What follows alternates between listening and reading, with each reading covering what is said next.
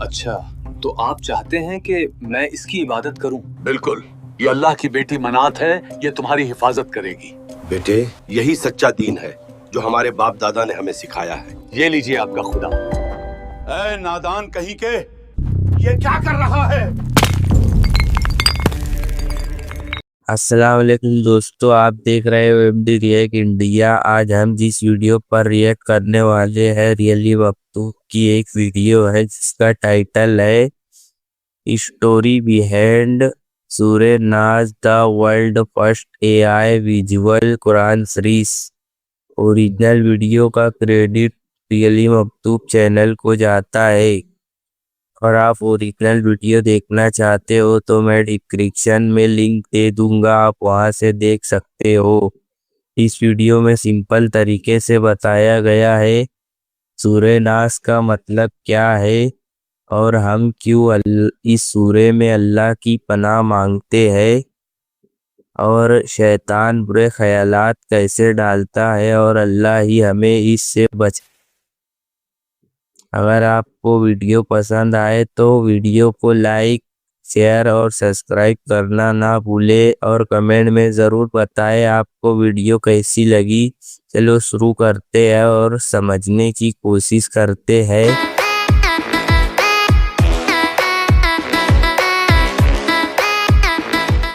یہ بات ہے قرآن کی۔ لبید، تمہارا جادو نبی کا کچھ بھی نہ بگاڑ سکا، اوپر سے تمہاری بڑی بڑی باتیں ہیں اور تمہاری لفاظیوں نے ہمیں ہمارے بزرگوں کے آگے شرمندہ کر دیا۔ میں نے پوری کوشش کی لیکن مجھے لگتا ہے آپ سچے نبی ہیں۔ خاموش، نکل جاؤ یہاں سے۔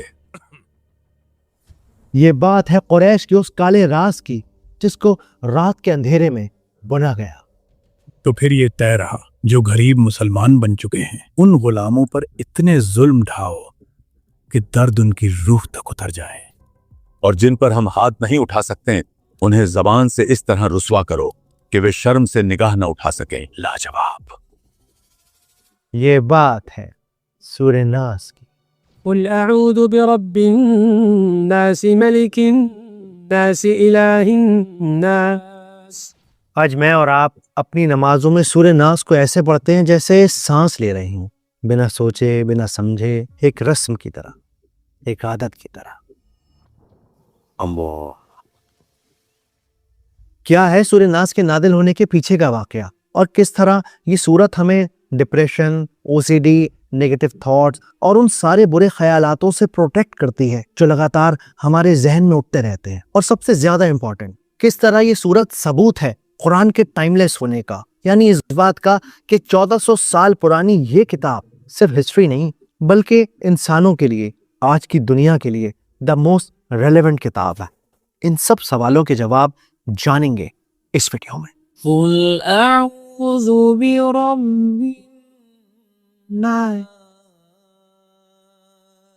اسکالرز کہتے ہیں کہ سورہ ناس اور سورہ فلق مکہ میں ایک ساتھ نازل ہوئیں، اور اسلام کے اس شروعاتی دور میں نازل ہوئیں جب مسلمانوں کے لیے وہ سب سے زیادہ مشکل وقت تھا، جب مکہ کی زمین دھوپ سے زیادہ نفرت سے جل رہی تھی۔ ابو جہل، امیہ ابن خلف اور مکہ کے باقی سرداروں کے ہاتھوں میں چھالے پڑ چکے تھے، لیکن ان کے غلاموں کا ایمان تھا کہ ٹوٹنے کا نام نہیں لے رہا تھا۔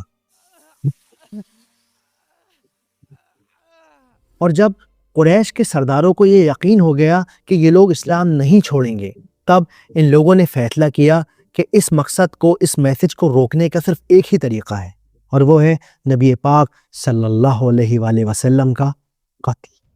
میں آپ سب کی رائے جاننا چاہتا ہوں، ہمیں کیا کرنا چاہیے نبی کو روکنے کے لیے؟ میرا خیال ہے آپ کو کسی ویرانے میں زنجیروں سے جکڑ دیا جائے، کسی ایسی جگہ جہاں کوئی آپ کو ڈھونڈ نہ سکے۔ محمد اور ان کے ماننے والوں کا حقہ پانی بند کروا دو۔ اور تم کیا کہتے ہو ابو جہل؟ اب آپ کے قتل کے علاوہ کوئی اور راستہ نہیں، اور اس کے لیے ہم ہر قبیلے کے مضبوط نوجوان چن لیتے ہیں تاکہ کسی ایک پر الزام نہ آئے۔ بہترین خیال۔ اور اسی ارادے کے چلتے یہ لوگ دن رات پلاننگ کرتے کہ کس طرح سے رسول اللہ کا خاتمہ کر دیا جائے۔ استغفر اللہ۔ ابن ہشام، لیزلی ہیزلٹن، کیرن آرمسٹرانگ اور بھی بہت سارے ماڈرن اور ٹریڈیشنل رائٹرز کی کتابوں میں یہ بات منشن ہے کہ ابو جہل लगातार मुस्लिम्स को अब्यूज करता था। जहां हाथ उठा सकता था हाथ उठाता था, जहां गालियां दे सकता था गालियां देता था। अगर तू इस रास्ते से नहीं हटा तो अंजाम बहुत बुरा होगा। अपने घर वालों का भी ख्याल कर। अल्लाह एक है। इवन इब्न हिशाम अपनी किताब कामिल सीरतुन नबी में ये बात मेंशन करते हैं कि सरदारों की ये जो हसद थी, जो जलन थी, ये जो झगड़ा था, ये रसूल अल्लाह से उनके पैगाम को लेकर नहीं था, बल्कि ये इनकी अपनी हसद की, अपनी ईगो की आग थी। अबू जहल खुलेआम कहा करता कि जब जब बनु हाशिम ने, यानी उस कबीले ने जिससे आप सल्लल्लाहु अलैहि वसल्लम ताल्लुक़ रखते हैं, लोगों को खाना खिलाया, गरीबों की मदद करी, तब तब अबू जहल के कबीले ने भी इन लोगों को खाना खिलाया। जब रसूलुल्लाह के ख़ानदान वालों ने गरीबों को अनाज बांटा तो अबू जहल ने भी बांटा। जब हाशिम कबीले ने सफ़र के लिए सवारियां दी तो अबू जहल ने भी दी। किसी चीज की जरूरत हुआ करे तो मुझसे कहा करो। ये कुछ ऊंट बनु मखजूम की तरफ से हैं। सिर्फ हाशिम ही मक्का का ख्याल नहीं रखते, हम भी मक्का के फिक्रमंद हैं। ये लो, आज से ये ऊंट तुम्हारे हुए। बड़ी मेहरबानी। जाओ, शाबाश, बेफिक्र सफर करो। असल में मक्का के कबीले के सरदारों के अंदर ये कोल्ड वॉर दादा परदादाओं के ज़माने से चलती चली आ रही थी। कोई भी कबीला या कोई भी सरदार ये नहीं चाहता था कि वो किसी और से कम दिखे, इसीलिए ये हर बात में एक दूसरे से टक्कर लिया करते, बहस लगाया करते, बराबरी किया करते। लेकिन जब रसूलुल्लाह सल्लल्लाहु अलैहि वसल्लम ने ये ऐलान किया कि अल्लाह सुब्हानहू तआला ने आपको नबुव्वत के लिए चुना है और आप अल्लाह के आखिरी नबी हैं, तो अबू जहल को समझ ना आया कि अब वो किस तरह से मुकाबला करे। खुद सोचो मैया, अब इस मैदान में किस तरह मुकाबला किया जाए। अल्लाह की कसम, मैं कभी इस बात को न मानूंगा और ना किसी को मानने दूंगा कि आप अल्लाह के नबी हैं। फिक्र मत करो, हाशिम कबीला कभी तुम्हारे कबीले से ऊंचा न हो सकेगा। जब आप सीरतुन नबी का मुताल्ला करेंगे, उसे और गहराई में जाकर स्टडी करेंगे, तब आपको महसूस होगा कि ये जो नफरत की आग थी, ये सिर्फ कबीलों के सरदार के अंदर नहीं जल रही थी, बल्कि मक्का के हर घर में आप सल्लल्लाहु अलैहि वसल्लम को कोसा जा रहा था। मक्का के जवान लोग इस्लाम कबूल कर रहे थे और उनके सवालों के आगे माँ बाप लाजवाब थे। अब तो हद हो गई है। फुहैरा का लड़का भी बाप दादा के दीन से फिर गया है। सुना है उम्मे ऐमन और अस्मा भी ईमान ले आई है। सही सुना है आपने। अल्लाह की कसम, उसने अपने बाप के सामने मनात को फेंक दिया। क्या सच में? शुरू से बताओ, हुआ क्या? होता क्या? उसने कहा। अच्छा, तो आप चाहते हैं कि मैं इसकी इबादत करूं? बिल्कुल, ये अल्लाह की बेटी मनात है, ये तुम्हारी हिफाजत करेगी। बेटे, यही सच्चा दीन है जो हमारे बाप दादा ने हमें सिखाया है। ये लीजिए आपका खुदा। ऐ नादान कहीं के, ये क्या कर रहा है? या अल्लाह, ये तो खुद की हिफाजत न कर सकी, मेरी क्या हिफाजत करेगी?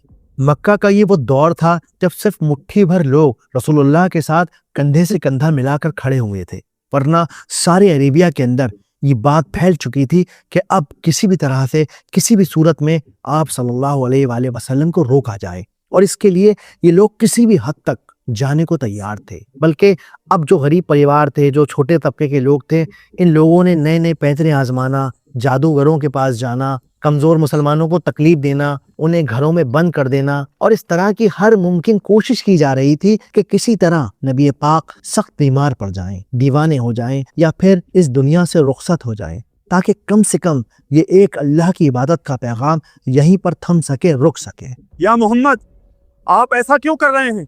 आपने कभी ऐसी बातें नहीं की और अब अचानक। हमें आपसे कोई बैर नहीं, हमें परेशानी है आपके कलाम से। हमारे बच्चे अपने बाप दादा का दीन छोड़ रहे हैं। बंद कीजिए ये सब, बंद कीजिए, बंद कीजिए, बंद कीजिए। हाँ बिल्कुल। मौलाना मौदूदी, इब्न कसीर और तमाम स्कॉलर्स ये बात मेंशन करते हैं कि जब कुरैश की बदतमीजियाँ, उनका ह्यूमिलेशन और उनकी साजिशें आप सल्लल्लाहु अलैहि वसल्लम और मुसलमानों के खिलाफ अपने उरूज पर पहुंच गईं, अपने पीक पर पहुंच गईं, तब आसमान का सीना चाक हुआ और हजरत जिब्रील अलैहिस्सलाम हिफाजत की, यानी सेफ्टी की दो ऐसी सूरतें लेकर हाजिर हुए जो आप सल्लल्लाहु अलैहि वसल्लम की आखिरी सांस तक साथी बनी रही। ये सूरतें थीं सूरे फलक और सूरे नास। तुमने सुना महबूब, कल उकबा बिन आमिर बता रहे थे कि नबी पर दो ऐसी सूरतें नाजिल हुई हैं जो पहले कभी नाजिल नहीं हुई थी।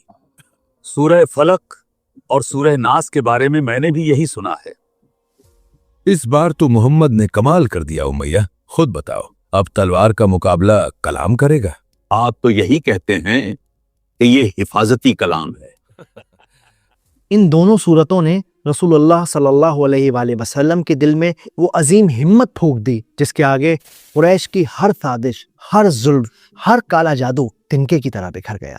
اور سوچنے والی بات بھی ہے کہ حق بات کے آگے وہی انسان بنا ڈرے بنا جھکے کھڑا رہ سکتا ہے جس کو اس بات کا یقین ہو کہ ساری کائنات کا مالک اس کی حفاظت کر رہا ہے۔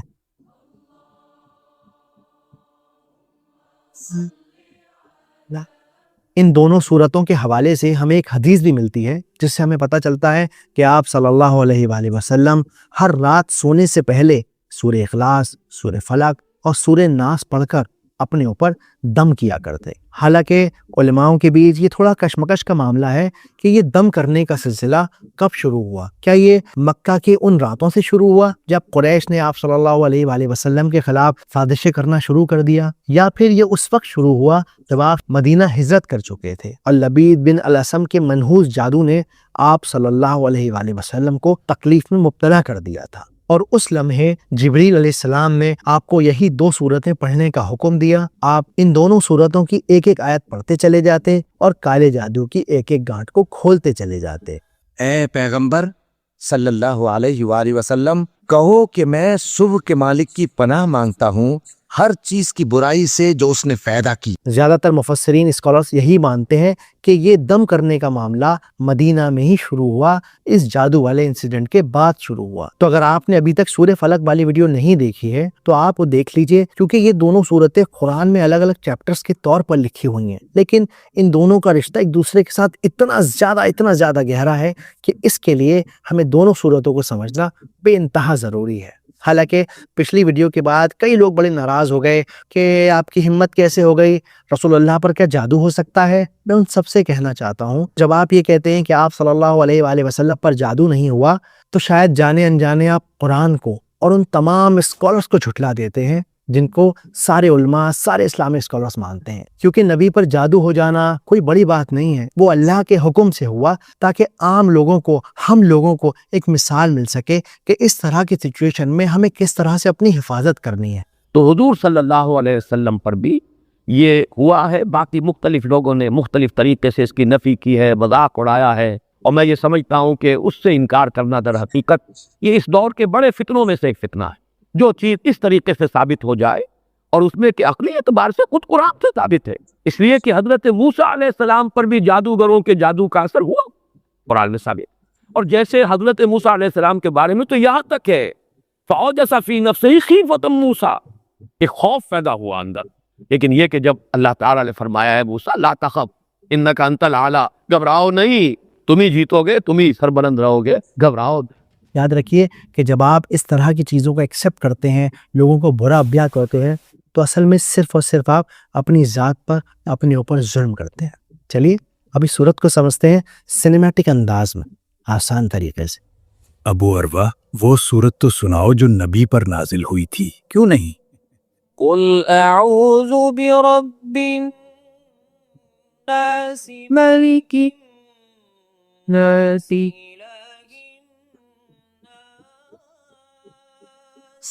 من شر الوسواس الخناس الذي يوسوس في صدور الناس من الجنة والناس۔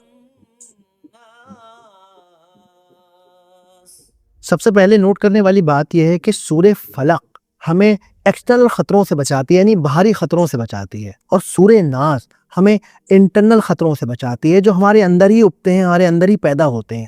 دوسری بہت زیادہ امپورٹنٹ بات جو سیکھنے والی ہے وہ یہ ہے کہ جب آپ قرآن میں دیکھیں گے تو قل اعوذ برب الناس، ملک الناس، الہ الناس، یہ تین الگ الگ سینٹنسز کے طور پر لکھے ہوئے ہیں، لیکن یہ اصل میں تینوں کو ملا کر ایک ہی بات ہو رہی ہے، ایک ہی سینٹنس بن رہا ہے۔ اس سے کیا پتہ چلتا ہے کہ قرآن میں ضروری نہیں کہ ایک آیت ایک سینٹنس ہو سکتا ہے کبھی بہت ساری آیتیں ملا کر ایک سینٹنس بنے، جیسے یہاں بن رہا ہے۔ تو ہم ان تینوں آیتوں کو ایک ساتھ سمجھتے ہیں.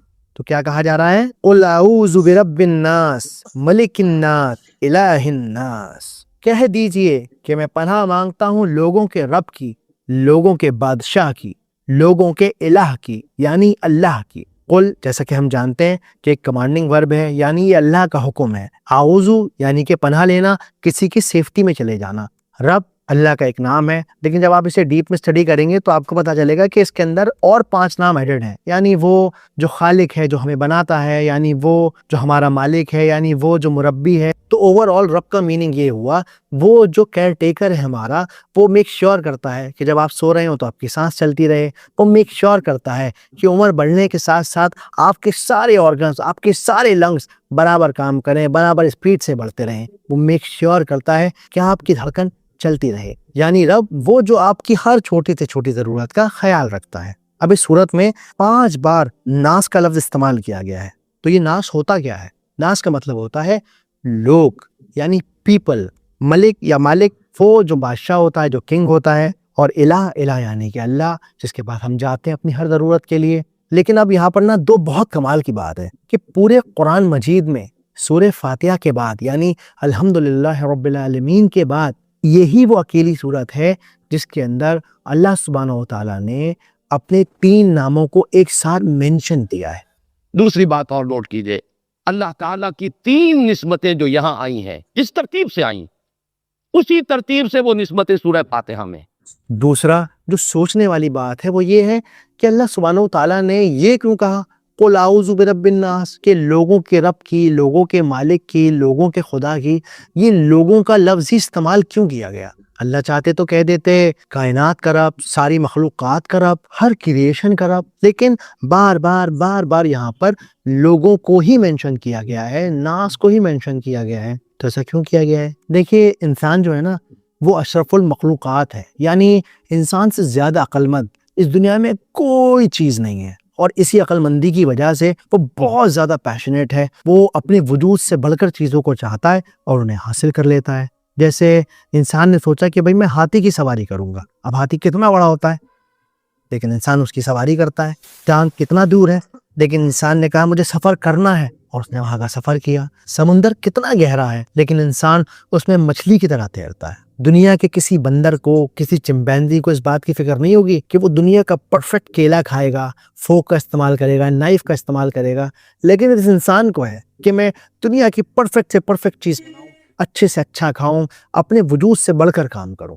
لیکن اب سوال یہ ہے اس میں پرابلم کیا ہے؟ پرابلم اس بات میں ہے کہ جب آپ یہ بھول جاتے ہیں کہ کوئی ہے جس کے پاس آپ کو جا کر جواب دینا ہے، تب آپ کا مورل ختم ہو جاتا ہے.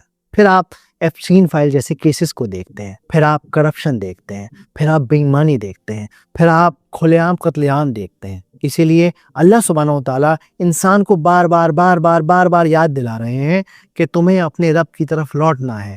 دنیا کا جو کام کرنا چاہو کرو، لیکن اپنے رب کو راضی رکھو. اور رب کو کیسے راضی رکھا جاتا ہے؟ لِيَبْلُوَكُمْ أَيُّكُمْ أَحْسَنُ عَمَلًا، یعنی ہم تمہیں آزمائیں گے تمہاری نیکیوں پر، تمہارا بیہیویئر کیسا تھا ایک دوسرے کے ساتھ. قرآن میں یہ بات کئی بار مینشن ہوئی ہے، کئی جگہ مینشن ہوئی. یہ ہمارا گھر نہیں ہے، یہ ہماری منزل ہے، ہمارا اصل گھر جو حضور نے فرمایا. یہ پہم سے مولانا ہے، مجھے نام بتانا کمنٹ میں، ان کی بھی ویڈیو لاؤں گا میں. اس کے علاوہ ایک بڑی مزے کی آپ کو میں بات بتاتا ہوں. امام فخر الدین رازی اپنی کتاب میں مینشن کرتے ہیں کہ اللہ سبحانہ و تعالیٰ نے یہ جو سیکوینس سیٹ کیا ہے، یعنی کہ رب ہے، مالک ہے، الہ ہے، اللہ ہے، اس سیکوینس کے پیچھے بھی بہت بڑی حکمت ہے. اگر آپ انسان کی زندگی کو گہرائی سے دیکھیں گے تو آپ کو محسوس ہوگا کہ انسان 3 فیزز میں اپنی لائف کو جیتا ہے. سب سے پہلا فیز ہوتا ہے بچپن. ایک بچے کو کیا چاہیے؟ صرف اپنے پالنے والے کی ضرورت ہوتی ہے جو اس کی بھوک کا خیال رکھے، اس کی حفاظت کرے، اس کی بیسک نیڈ کو فلفل کرے. اور اسی وجہ سے پہلی آیت میں کہا گیا رب الناس، رب یعنی کیئر ٹیکر، جو خیال رکھتا ہے آپ کا، جو حفاظت کرتا ہے آپ کی.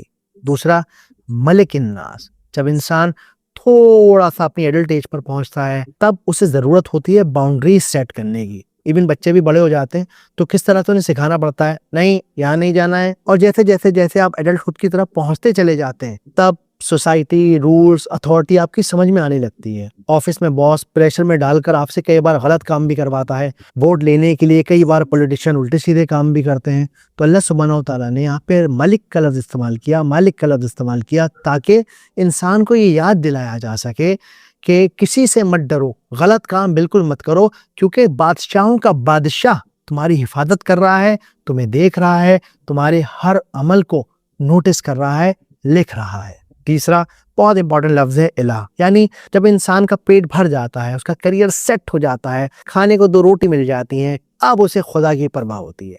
अब उसे याद आता है, अरे भाई अल्लाह भी कोई चीज़ है, डिवोशन भी कोई चीज़ है, मुझे जो है अपने अल्लाह को याद करना चाहिए, जिसके आगे मैं बगैर डरे, बिना किसी फिक्र के रो सकूं, गिड़गड़ा सकूं, उससे भीख मांग सकूं।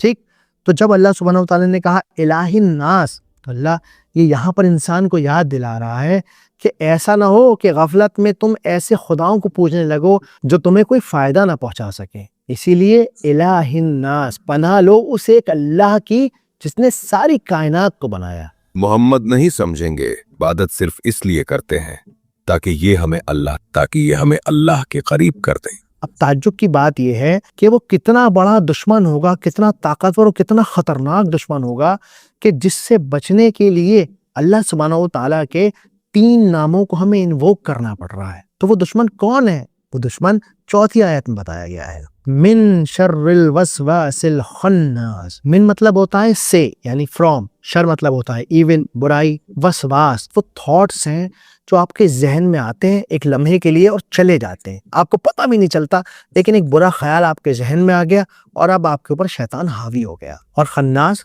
का मतलब होता है वो जो हमला करता है और हमला करके वापस छुप जाता है, यानी आपके दिमाग में उसने डाउट डाला और वापस चला गया, थोड़ी देर बाद फिर आया, फिर एक नया डाउट, एक नया बीज बो दिया और फिर वापस लौट गया।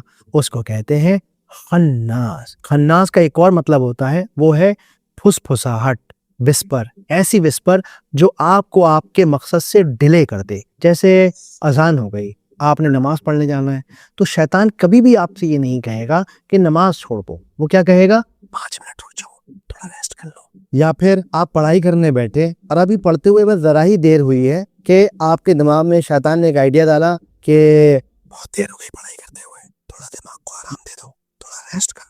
तो वो होता है खन्नास, जो इस तरह के डाउट्स को डालता रहता है आपके जहन में। तो क्या बात हुई इन 4 आयतों में मिलाकर कि कहो कि मैं पनाह लेता हूँ इंसानों के रब की, इंसानों के मालिक की, इंसानों की अल्लाह की, ताकि शैतान की उस हल्की हल्की फसफसाहटों से, विस्पर से बच सकूं जो वो बार बार मेरे जहन में डालकर पीछे लौट जाता है। अगली आयत, अल्लज़ी युवस्विसु फी सुदूरिन नास, वो विस्पर्स, वो फुसफुसाहटें जो वो इंसानों के सीने में डालता है। अब जरा नोट कीजिए, यहाँ एक बड़ी गहरी बात है कि अल्लाह सुब्हानहू व तआला ने ये नहीं कहा कि वो दिलों में वसवसे डालता है या दिमाग में वसवसे डालता है। अगर ये कहा जाता तो बात होती फी क़ल्बिन नास, फी अक़लिन नास, लेकिन क्या कहा गया? सुदूरिन नास। सुदूर का मतलब होता है सीना। इस बात को ऐसे समझिए कि अगर शैतान आपके दिमाग में ये बात डाले कि भाई ऐसा है, नमाज का वक्त हो गया है, नमाज तो ठीक है पढ़ी जाएगी लेकिन 5 मिनट आराम कर लो, तो क्योंकि दिमाग लॉजिक पर काम करता है तो दिमाग ये आइडिया उठाकर फेंक देगा और कहेगा भाई 5 मिनट में मैंने कौन सा आराम कर लेना, सबसे पहले मैं नमाज पढ़ लेता हूँ क्योंकि वो मुझ पे फर्ज है। लेकिन ईमान दिमाग में नहीं हुआ करता, ईमान दिल में होता है।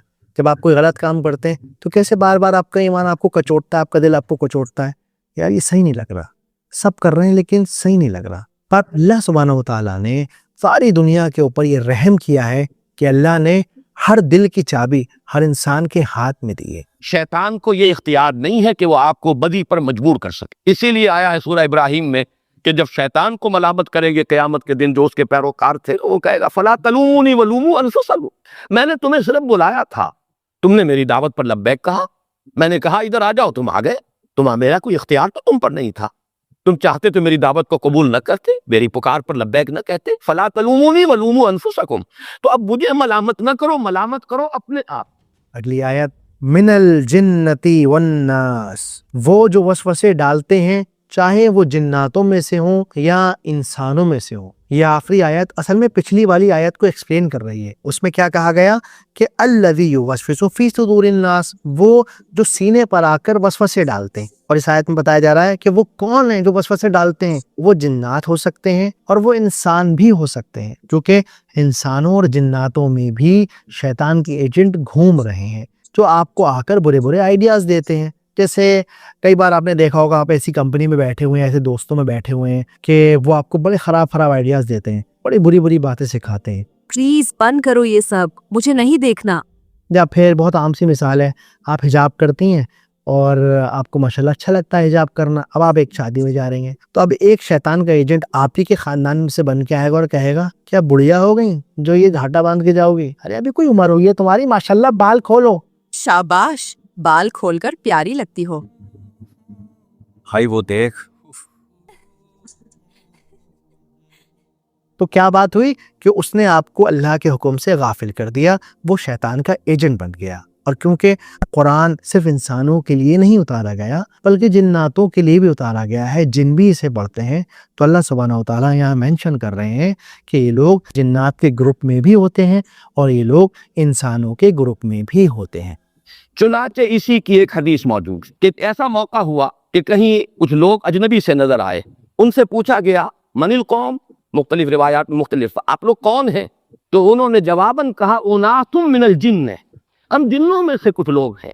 تو چلیے اب جلدی سے سمجھتے ہیں کہ اس پوری صورت کے اندر بات ہوئی کیا ہے۔ تو پہلی آیت میں کیا کہا گیا کہ کہہ دیجئے کہ میں پناہ مانگتا ہوں لوگوں کے کیئر ٹیکر کی اور ان لوگوں کے بادشاہ کی اور لوگوں کے الہ کی، یعنی اللہ کی، جس کے پاس وہ اپنی ہر مشکل میں دوڑ کر جاتے ہیں، اور پناہ چاہتا ہوں ان وسوسوں سے، ان برائیوں سے جو شیطان میرے سینے میں ڈالنے کی کوشش کرتا ہے۔ اور یہ شیطان انسانوں میں سے بھی ہوتے ہیں اور یہ شیطان جناتوں میں بھی موجود ہیں۔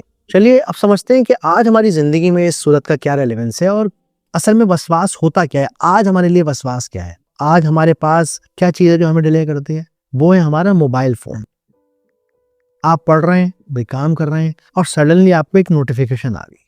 اب آپ جو بھی کام کر رہے تھے، آپ کا ذہن اس بات سے ہٹ گیا اور اب آپ اسکرولنگ کرنے لگے اور آپ گھنٹوں تک ڈوم اسکرول کرتے چلے جا رہے ہیں، آپ کو خبر ہی نہیں ہوئی کہ کب 5 منٹ کے 50 منٹ ہو گئے۔ اس کے علاوہ اور کیا ہوتا ہے؟ آپ کے کسی دوست نے، جاننے والے نے ایک سٹوری لگا دی، اب اس کی سٹوری کو دیکھ کر آپ نے فوراً اپنے آپ کو کمپیئر کرنا شروع کر دیا۔ ارے دیکھو اس کا موبائل کتنا اچھا ہے، ارے کیا شاندار کپڑے ہیں، وہ تو ہر مہینے نیا سوٹ بنوا رہا ہے۔ تو ہوا کیا کہ اس وسوسے کی وجہ سے، جو چھوٹا سا وسوسہ، جو چھوٹا سا تھاٹ آپ کے دماغ میں شیطان نے ڈالا، اس سے آپ ناشکرے ہو گئے، انگریٹیٹیوڈ آپ کے اندر پیدا ہو گیا۔ آپ نے یہ سوچا ہی نہیں کہ دنیا میں کتنے ایسے لوگ ہیں جو سانس لینے کے لیے بھی انہیں سلنڈر چاہیے، اسپتال کی مدد چاہیے۔ تو شیطان نے کیا کیا؟ آپ کو آپ کی نعمتوں سے ڈسٹریکٹ کر دیا، آپ کے مقصد سے ڈسٹریکٹ کر دیا۔ And Allah tells us, warns us really in the Quran, وَقَلِيلٌ مِّنْ عِبَادِيَ الشَّكُورُ. Very few of my servants are continuously grateful. Because this is the highest station. The people closest to God are grateful even in their tribulations. اس کے علاوہ اپنے دوستوں کو، اپنی company کو بہت زیادہ سمجھداری سے انالائز کیجئے اور دیکھیے کہ وہ کون لوگ ہیں جو آپ کو اللہ سبحانہ و تعالیٰ کے راستے سے ہٹاتے ہیں یا آپ کے دین کو کمزور کرنے کی کوشش کرتے ہیں۔ آپ کو یہ ویڈیو کیسا لگا مجھے کامنٹ سیکشن میں ضرور بتائیں۔ آپ کے کامنٹ سے ایک ہمت ملتی ہے، ایک طاقت ملتی ہے، ایک امید جگتی ہے، لگتا ہے کہ ہاں میں بھی کچھ کر رہا ہوں جس سے لوگوں کو فائدہ ہو رہا ہے، لوگ کچھ سیکھ رہے ہیں۔ اور اگر ہو سکے تو اس QR کوڈ کو اسکین کر کے اپنے بھائی کو، اپنے بیٹے کو، اپنے دوست کو ضرور سپورٹ کیجیے۔ السلام علیکم۔